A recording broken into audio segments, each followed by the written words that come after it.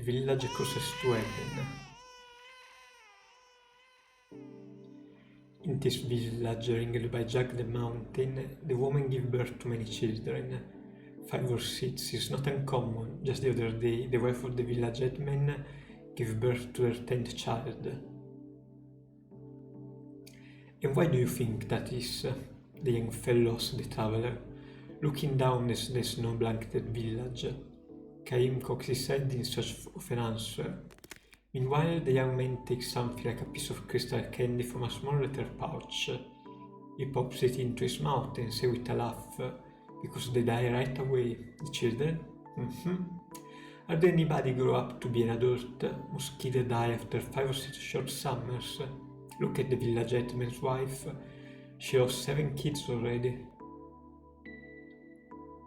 Whatever from a genetic problem or a disease endemic to the area, the people of this village have always lived short lives, he said, from way back. Now that you mention it, said Caim, I haven't seen any old people here. See what I mean? A few decades ago, I'm told, one person lived to be 50, but people say that's the oldest anyone ever got in the whole history of the village. This is why we give birth to lots of kids.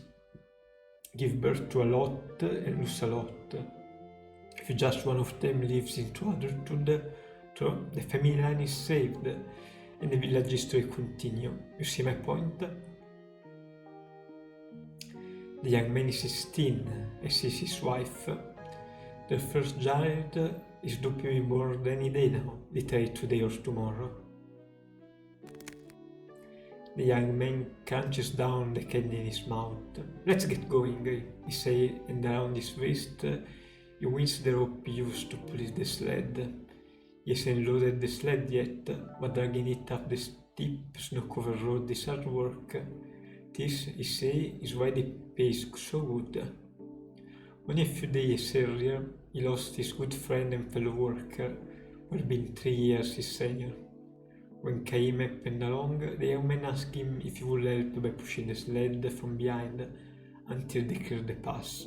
Caim agreed, and they became an instant team.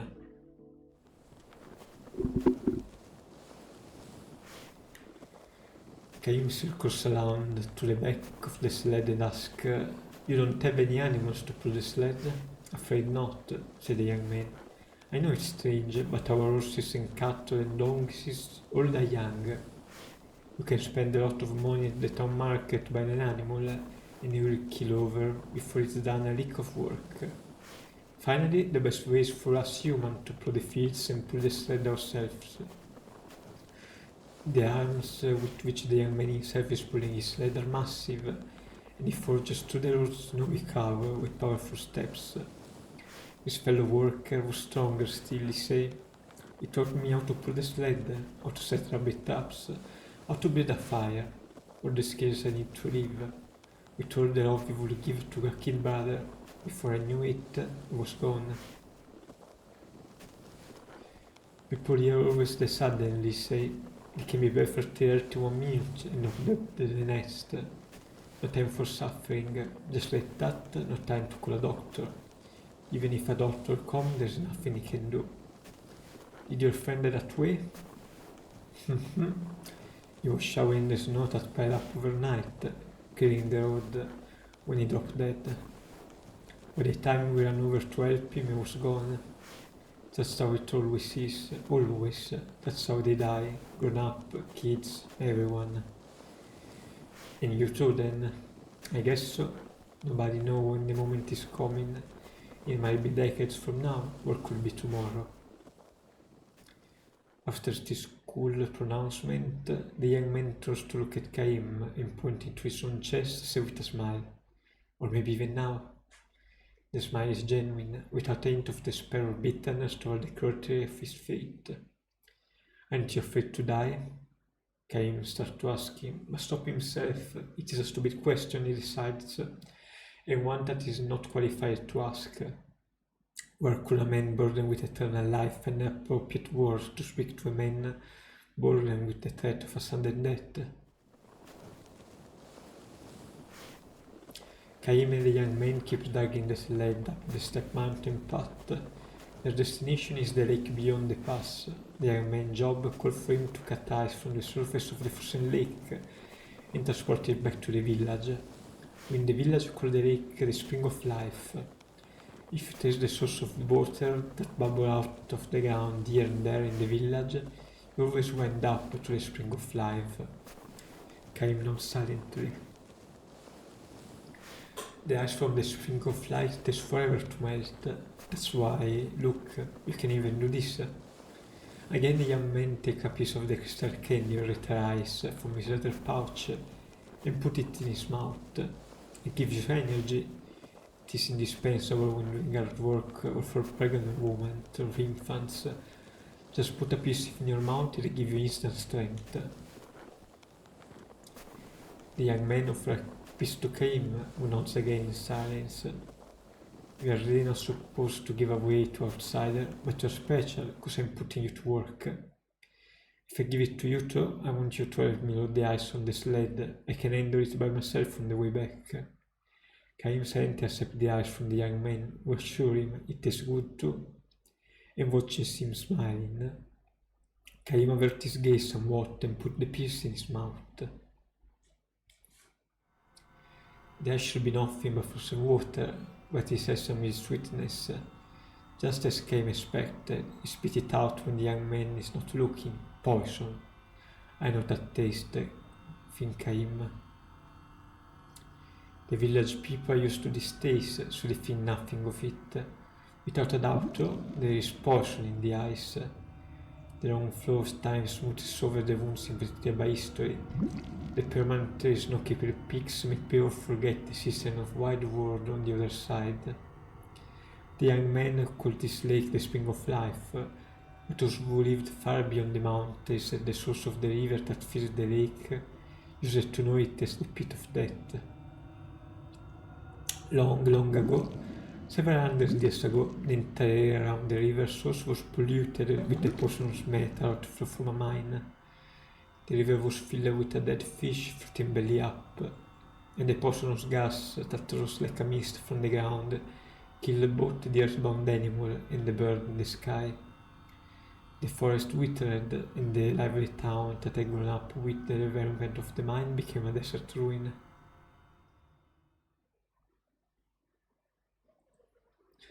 Nature took many years to recover, but the forest eventually turned green again, which attracted small animals and eventually the larger animals that haunted them. People, however, never came back, and there was no one left to end on the story of the tragedy that occurred at the river source deep in the mountains.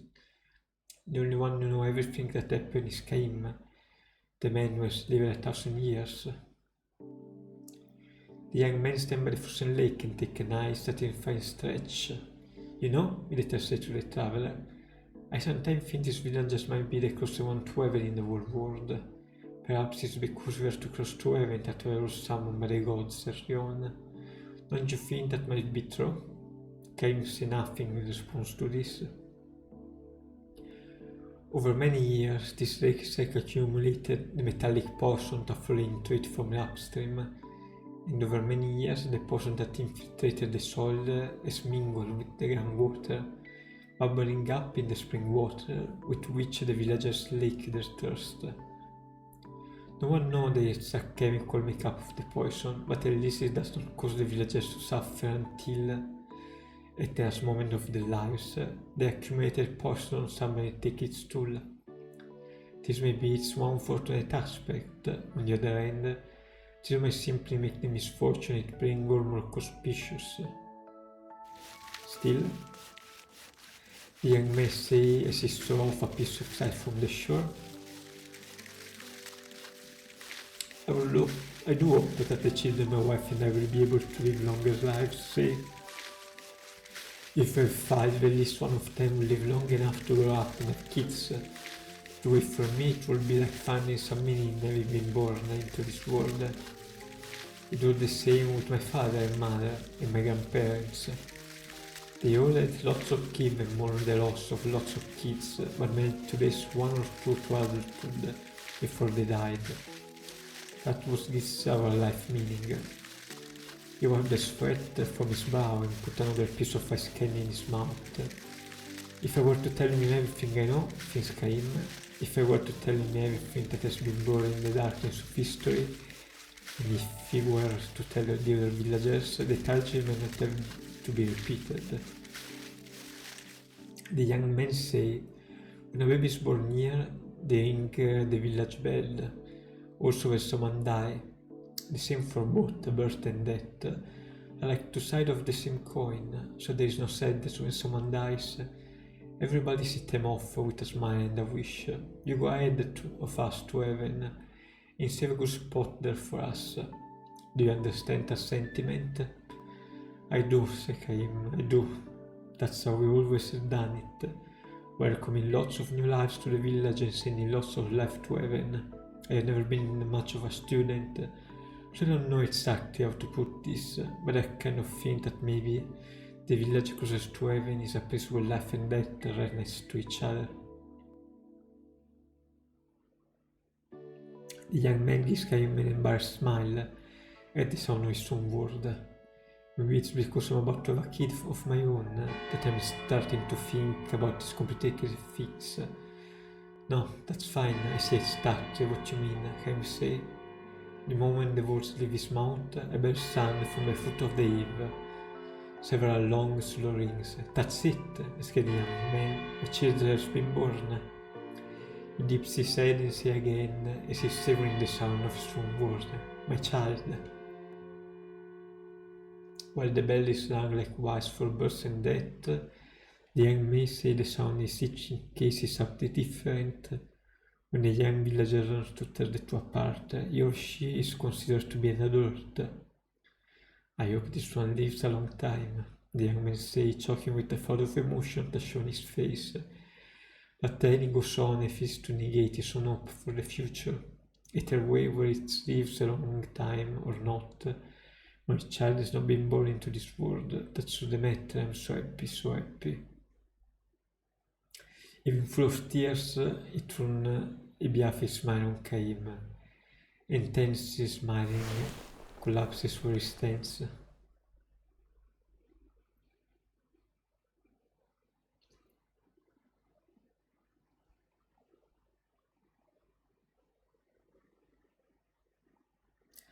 Caim led the young man corpse on the sled and to the village. As the young man said, the villager accepted his death with the same smile they had for the birth of his baby. Death is not a time for sorrow, it simply must whichever one has been called to heaven earlier or later. The young man's wife, taking a scanny from the leather pouch she has left behind and placed it gently into the baby's mouth. I want you to grow to be strong and healthy, she said. That is saving a wonderful place for you up in heaven. But go there slowly, slowly, and until you go to heaven, I want you to grow up here in the village till you're nice and big. A words of the gentle tone of a lullaby. Caim says nothing. If he is to stand unflinchingly for what is right, his silence may be a crime, but burdened with eternal life, Caim knows how suspect the right can be. Throughout history, people have fought and wounded and killed each other in the name of what they declare to be right. By comparison, the look on the dead young man's face is tranquility itself. The village closest to heaven is filled with happiness indeed. The baby starts to cry. It's loud wailing like a celebration of the beginning of his own life. However short that life is likely to be. Caim leaves the village with a smile on his face. The village bell begins to peal, reverberating with utter clarity to the distant mountain as if to bestow a blessing on the young man who lived life to the fullest with neither resentment nor regret. And when this too long a life of mine draws to a close, Caim thinks, I would like to be sent off with the sound of bell like this if possible. Because he knows that day would never come. Caim was on, never stopping, never looking back. His long journey is far from over.